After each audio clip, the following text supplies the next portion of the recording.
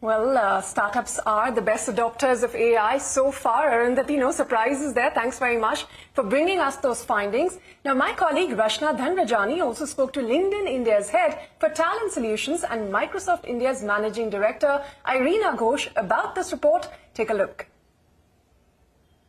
We do this flagship report, and this is the fourth one that we're doing. Of course, the first one that we're doing together with LinkedIn. And the entire pivot of this has been on three things. How do we work? How do we lead? And how do we hire? So the first finding is towards saying that 92% of knowledge workers in India are using AI to improve their own productivity. The second is towards saying that when you are looking at hiring people who are actually the powerhouse of the culture of the organization, 75% of the people are saying that they would prefer hiring people with higher levels of AI skill sets.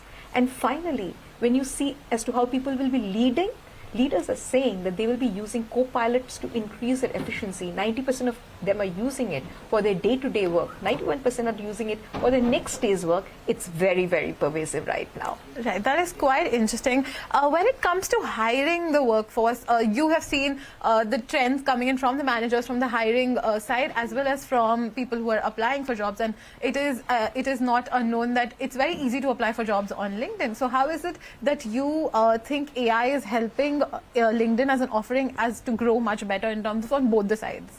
So one thing that's very clear, that if we look at it, if AI is opening doors to the future of work, skills first is your entry ticket.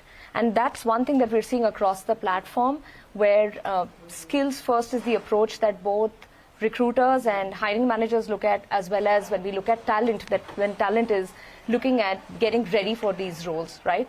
And what we've seen is that while we've seen a skills shift from 2015 till now, globally there has been a 24% shift in skills for the same roles. In India, it's 30% shift. And we expect to see that shift go up to 68% by 2030, which means skilling becomes very important. And in response to that, we're seeing that members on the platform, especially in India, are really adopting much faster, because we've seen a 142x increase in our members adding AI skills, like even using Copilot or ChatGPT. And more importantly, a 160% increase in non-tech workers adopting AI skills. So that's been something really telling as far as this report is concerned. Right. Irina, it was somewhere early last year when we saw the demo of Copilot, and this 1 year we've seen it, how it has unfolded, how this whole world of generative AI has been taking over the entire world by a storm. What is it that you are gauging in terms of Indian tech workers or knowledge workers picking up when it comes to AI? Of course, we saw the concept of BYOAI, which is extremely interesting. Could you take us through that? So the AI overall philosophy for us is that infusing it in every tech stack of the products that we have. Whether you look at Microsoft 365 for things that you're doing on emails, whatever you're doing for meetings, how you're creating your presentations, to developers, how they're kind of reimagining the way they write codes via the GitHub Copilot. For professionals who are in sales and services, with sales and services Copilots, that entire range of the Copilot family, our dream is to say that in the era of AI, how can we be a Copilot in India's AI mission? And the pertinent part here is that we are kind of seeing it come across in a very inclusive manner.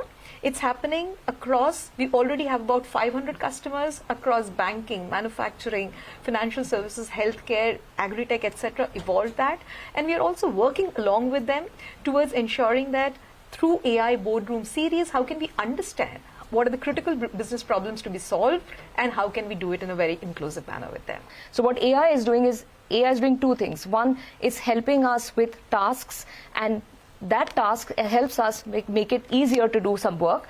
And the other is to make us better at our jobs, right? So if we adopt these skills and we're getting ready for, with roles which will have newer skills that will be added, I think it's more about the tasks that will change and not the jobs. Right.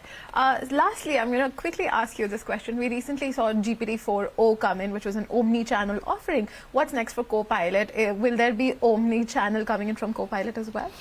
We already announced that as soon as things are coming across in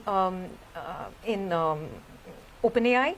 The same release is also happening in Azure OpenAI. So whatever you think from a multimodal way of kind of looking and seeing things, that has already got infused in our Azure OpenAI stack. And we, of course, envisage a world when you say see, hear, and feel in a multimodal manner. That's the way things will be evolving. Right. Thank you so much, both of you, for joining us on CNBC TV 18. So lots happening there in the art